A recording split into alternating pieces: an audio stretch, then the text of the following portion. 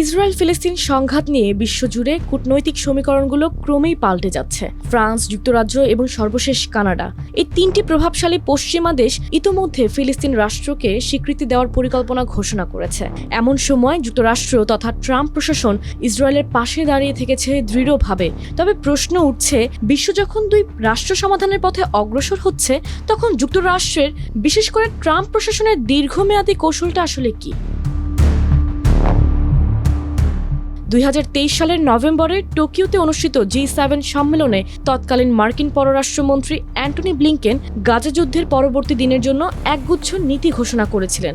এই ঘোষণায় ছিল ফিলিস্তিনিদের জোরপূর্বক স্থানচ্যুতি নয়, গাজায় পুনরায় ইসরায়েলি দখল নয়, অবরোধ নয়, ভবিষ্যৎ শাসন ব্যবস্থা হতে হবে ফিলিস্তিনিদের নেতৃত্বাধীন আন্তর্জাতিকভাবে সমর্থিত ফিলিস্তিন কর্তৃপক্ষের অধীনে এবং সেখানে হামাসের কোনো ভূমিকা থাকবে না।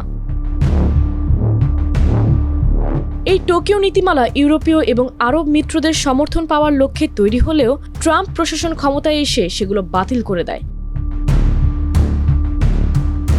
সাম্প্রতিক সময়ে নিউ ইয়র্কে ফ্রান্স ও সৌদি আরবের উদ্যোগে অনুষ্ঠিত জাতিসংঘ সম্মেলনে বহু ইউরোপীয় দেশ অংশ নেয়, যেখানে দুই রাষ্ট্রভিত্তিক সমাধান পুনরায় সক্রিয় করার কথা বলা হয়। ফ্রান্স, যুক্তরাজ্য এবং কানাডা এই উদ্যোগে প্রকাশ্যে ফিলিস্তিন রাষ্ট্রকে স্বীকৃতি দেওয়ার অঙ্গীকার করে। অন্যদিকে ট্রাম্প প্রশাসন এই সম্মেলন বয়কট করে। মার্কিন পররাষ্ট্র দপ্তরের মুখপাত্র ট্যামি ব্রুস একে জনসংযোগের নাটক বলে অভিহিত করেন এবং জানান, মার্কিন যুক্তরাষ্ট্র এই অপমানের অংশ হবে না। এই অবস্থানই স্পষ্ট করে দিচ্ছে, যুক্তরাষ্ট্র ও তার ঐতিহ্যবাহী মিত্রদের মধ্যে এখন গভীর নীতিগত দূরত্ব তৈরি হয়েছে। ইউরোপ যখন গাজা নিয়ে বাস্তবসম্মত রাজনৈতিক সমাধানের পথে হাঁটছে, ট্রাম্প প্রশাসন তখন দৃশ্যত কোনো সুসংহত কৌশল ছাড়াই ইসরায়েলের পাশে দাঁড়িয়ে আছে। প্রেসিডেন্ট ট্রাম্পের গাজা পরবর্তী ভবিষ্যৎ বিষয়ে নিজস্ব কোনো রূপরেখা রয়েছে কিনা সেই প্রশ্ন উঠেছে বারবার। সাংবাদিকদের এক প্রশ্নে ট্রাম্প প্রশাসনের মুখপাত্র জানান, অঞ্চলের বিভিন্ন দেশ প্রেসিডেন্টের আহ্বানে নতুন কিছু ধারণা নিয়ে কাজ করছে, কিন্তু কি সেই ধারণা জানতে চাওয়া হলে তিনি বলেন, এখনই বিস্তারিত কিছু বলবো না।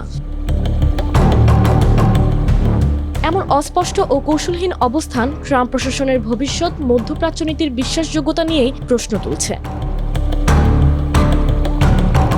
বিশ্লেষকরা বলছেন, ইতিহাসের এই গুরুত্বপূর্ণ সন্ধিক্ষণে যুক্তরাষ্ট্র যখন নেতৃত্ব হারাচ্ছে, তখন ইউরোপের মিত্ররাই ফিলিস্তিন রাষ্ট্র প্রতিষ্ঠার দাবিতে নেতৃত্ব নিতে শুরু করেছে। আর এতে করে আন্তর্জাতিক কূটনীতির মঞ্চে যুক্তরাষ্ট্রকে ক্রমেই একঘরে হতে দেখা যাচ্ছে, বিশেষ করে ইসরায়েল ইস্যুতে।